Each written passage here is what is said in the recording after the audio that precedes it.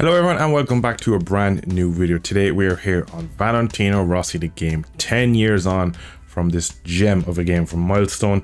With all the doom and gloom around the MotoGP 26, will it be good, will it be bad, kind of syndrome at the moment we're going through, I decided let's go back in time and see what one of their classic games are like. Kind of a fun fact with this game, it came out in the middle of 2016. I just finished school the exact day it came out. At the time I had a 450 RMZ race bike. It was a beautiful sunny day, and yeah, some brilliant memories from getting on this game. I had a good bunch of friends back in the day. I'd say there's about 10 of us that played this game, and we played millions of hours on it, and man, what a great game, and it gives me some great memories to jump back on and yeah, just gonna mess around and have some fun. So we're just gonna jump straight into something I don't even know yet. I just installed the game off a whim, but yeah, let's figure out what we actually want to do in this video. This game just had so much content. If you're a Rossi fan, this was just a brilliant game. If you weren't, well, probably not the best game. You had pretty much all his bikes throughout the years, all these classical historic events. You had the challenge the doctor where you would beat his lap time. There was so much in this. There was challenges where you would have to beat lap times as well and stuff on different bikes.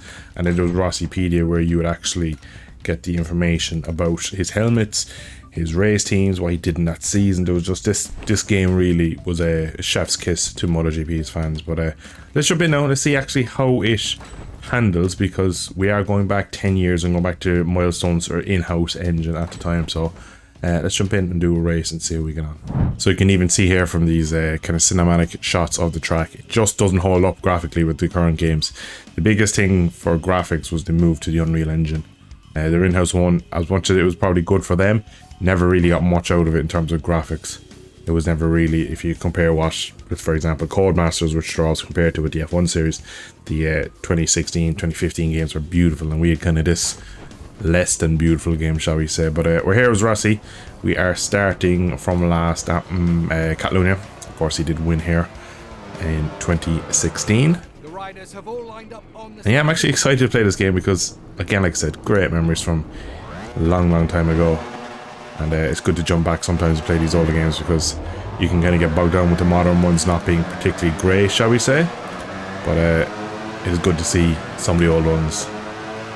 Straight away, the performance is pretty decent. Of course, my PC is a lot stronger than the minimum requirements. Scaling of the track is slightly off, shall we say. Feels like the bikes are lost on this track. It's very light, I will say that much. I'm going back to it. The Milestone games on their own in-house engine was the bikes were very light and floaty. Some of these are regarded still by a lot of people as the best Milestone games.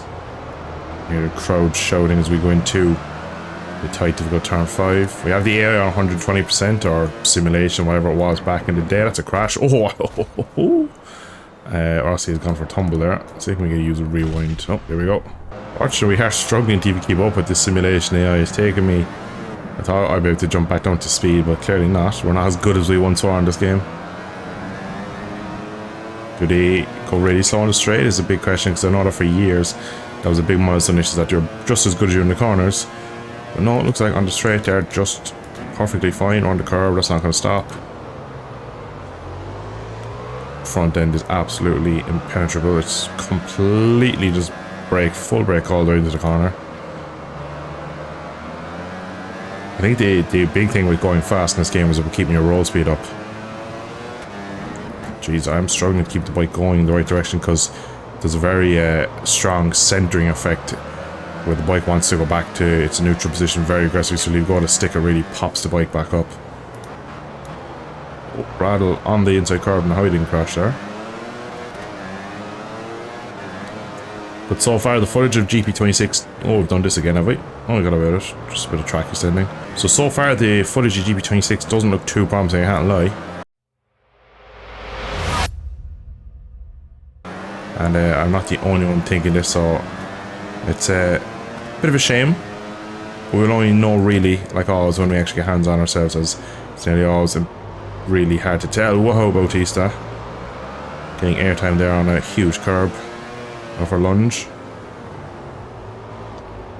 Gotta remember these old Milestone games, well, they used to have the animation glitch where if the bike went sideways too much, you'd like jump off the bike and try and save it in a very weird, kind of just weird animation style. It was really strange thing they had in these older games, that the rear tire basically was around the outside.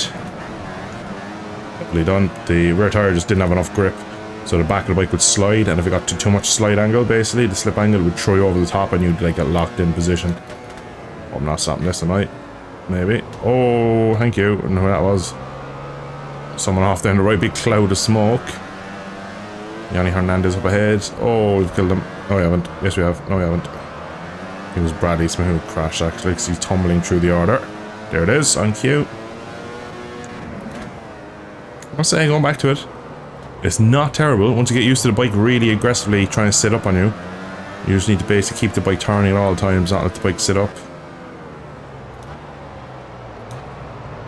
Back in the day I was racing and Rob was racing the Robert 46's league. Back in these games we go back far enough, so there's some very fun times back in the day. I was quite competitive on these games, the 15, 16, 17, and then again in 20 when I did some league racing, but unfortunately these days I don't play them off. I don't enjoy them enough to really be competitive on them. I've done a few videos over the years where I've tried to see how fast I can be on them, but I just don't really get on that well with them, so the point of me trying to push it, I just get frustrated, and I feel like I hit a ceiling pretty easily with the new games where I just can't go any faster. You get away with a lot more in these old games. Oh, race over. We're not going to beat Miller. You get away with a lot in these old games in terms of the curbs. If not in any new ones, you'll be absolutely sent to the moon, which obviously is a lot more realistic in the new ones. The new ones are just better, of course, because they have actually gotten better year on year. And unfortunately, we probably don't give them credit for that. We were only half second off the fast lap, so not doing too bad as poor old Rossi. So I've decided to go to the ranch. It's not in any other games. I kind of hope it would come to 25, but it didn't. After the introduction of the flat track coming back, but I thought it might come as maybe a paid DLC or something. To be honest, this immediately feels better than the one on GP25. This feels so much more loose. Like I'm controlling the slide, whereas in the one in 25 it's very much assisted. It's almost like how I was saying a while ago about the rear wheel having a lot of kind of slip angle really suits the style you'd ride on this. The riding here has none other than a Zeki, believe it or not, on a 450 Yamaha. Back in 2016 he would have been in Moto 3, I'm going to say. I think he was on the Prusel KTM back in 16. Small penalty, but this was a real setting point to this game, the flat track, and you had the R1Ms, and a lot going on with this game. There was just so much positive about it, and there was a lot of content. And again, this track, small corner cut there, real fun track. You flick it left, flick it right, bike sliding out, enter with a lot of speed. I still think the flat tracking this is as good as probably I would say Ride 6 is now. Oh, we're meant to go, yeah. It's like a double loop, you come back around. I'd say the Ride 6 is a touch better just because the weight of the bike is a bit more natural. But this still feels way better what's in GP25, which is a criminal to say really that in 9 years they've somehow managed to make the flat track worse. Like I say, I can actually overslide in this, whereas I know for a fact on 25 you basically cannot overslide and have the bike come around in you. Oh, look at that, absolutely buck sideways. That tracking was really fun because as part of the career mode you'd go and do a bit of training with the VR46 Academy. Look at that, like you can really, I'm really controlling the side. I don't feel like the game is just holding my hand, it's me through the throttle, which I think is the way it should be. Fortunately, the way the world's going, everything is kind of holding your hand, everything has to be easy, and unfortunately that just ruins a lot of realism. So I feel like Milestone have to maybe back in time a bit and went into the roots, but we could actually get a lot better games instead of kind of the stuff we have now really, which I feel like it's too much holding your hand. There's no kind of figure it out for yourself in the modern games. I'm having a great time here with this. This is very fun. I can remember the first night of playing it, the first week even, and a lot of us jumping on and doing the flat tracking because it was something that we'd never gotten in a bike game before, us to get to go do basically off-road training. And put a wheelie as well mid-lap. It was just so much, I felt around this time, it was just a great time for Milestone's games because 15, very good. 16, very similar in its physics, just a bit more colourful, a lot more content, and a bit of a step forward. And then 17 again was pretty good. Physics made another small step. The engine sounds are overhauled and it was much more realistic. First game on console to be 60 FPS. It was really good actually, that game. Another game that I enjoyed a lot. And then we got to jump to the Unreal Engine, and to be honest, they've only made 1 or 2 good games since then really, I feel. 18 was very poor. It was a rough game to play. Same with Ride 3. The physics of the game just were woeful really, and they got better as they went on, because then we got Ride 4, which obviously seen still, as I say, is one of the best milestone games as they've made. And then GP19 was a step in the right direction. 20 step in the right direction. And I feel like it's peaked at 21. As I was talking last night to Biker Gaming about this, that everyone nearly picks 19, 20 or 21 as their favourite milestone MotoGP game. It's like that kind of triple year period there where they produce games. Everyone feels like they're the best 3 games, 19, 20 and 21. And before playing this game today, I've actually just recently played 19 and 20. And I must say, they do hold up quite well going back to them. They're not terrible. 19 obviously has the weird rear end kind of floatiness, which it looks to be back in 26, believe it or not. And 20 is just a bit better, a bit more weighty would be the word I'd use. The bike feels a lot more in your hand. That was the first game that brought in that the bike could actually stop and you couldn't just go 100% brake, which they've actually gone back on, which is a bit unfortunate, because that was a very good skill kind of a ceiling to the skill where people had to learn to actually brake, whereas a lot of the games you could just go 100% brake into the apex, and it was more about what you did when you got to the corner. So there was no real skill in the braking, whereas in 20 and 21 from memory, you could be too aggressive on the brakes. You really had to learn how to balance the bike on the nose, which was really good to play with. But yeah, then we got 22 to 25, a bit meh really, to be honest.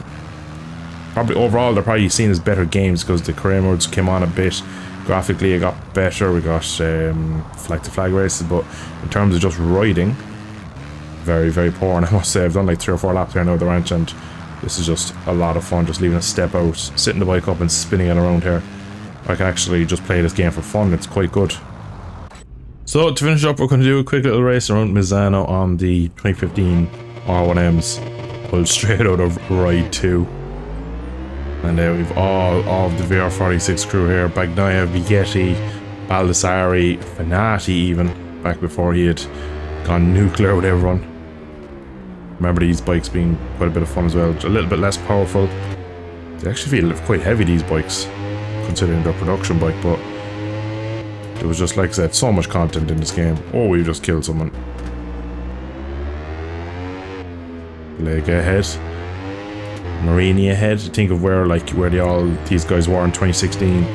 Belega was in Moto 3. Baldassari was in Moto 2. Now a lot of them are world champions in their own right elsewhere. Like realistically, at the time of recording this, I reckon Belega will be world champion in Superbikes this year. So there's a lot of these guys. Pecco's gonna have to be two-time world champion in GP. And it was a 2017 Moto 2 world champion as well. Mignot's turned into the Pope. There's been so much that happened to these guys. Oh shit. Bizecchi, multiple Grand Prix racer winner, Factory, a pretty rider now. Potentially world champion in the future as well. Maybe even this year if he can stop crashing out of the races. Think of his brother, Factory Honda rider. Very respected rider now as well. So like there's so much game from these bike training sessions that they did here.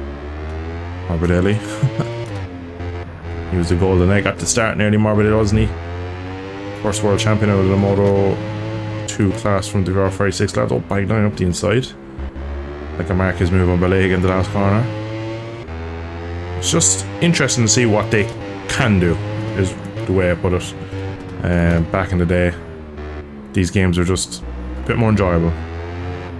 Not really sure why, because the physics of them aren't as good, you would say, realistically, but there's just, oh shit, there's just so much more enjoyment from these games, I feel like. Saying that, the flat track was head and shoulders better than what's in 25. Not really sure if there's just different direction at the company, locked the front there these days or what, but there's just different things happening in these games now that are just not enjoyable. Jeez, a big pack. This is like a Moto 3 race with Yamaha R1s.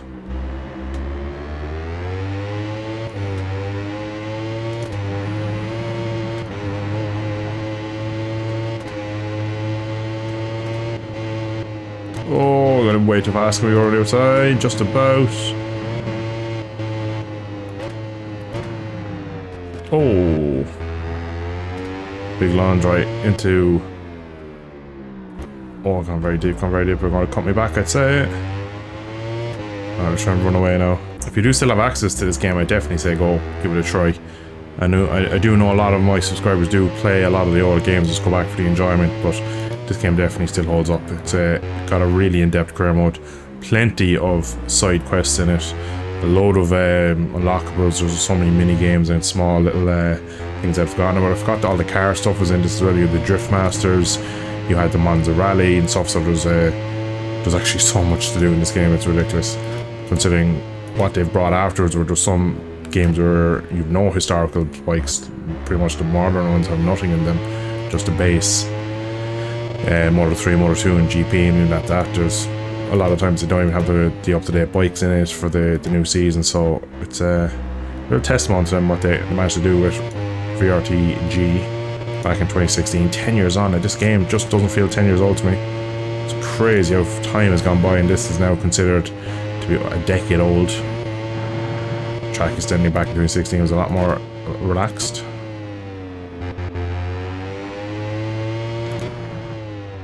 Oh, it turns in so fast. Getting into a bit of a rhythm, to be fair, with this game. I think it's quite good. Like I said, it's quite good at this game, so it's all coming back to me now. Don't touch the curbs. But that is it. Victory at Misano, in front of my kids. And guys, that is where we're going to leave it. Let me know if you still play VRTG to this day. Is it one of the best? Is it one of the worst? Obviously, if you're not a Rossi fan, this game was probably hell. I always remember a funny thing of Lorenzo on Twitter all those years ago, where he was doing like a thing with his fans where he's like, beat me on the game, but he played the old game. He played MotoGP 15 instead of MotoGP 16 for obvious reasons.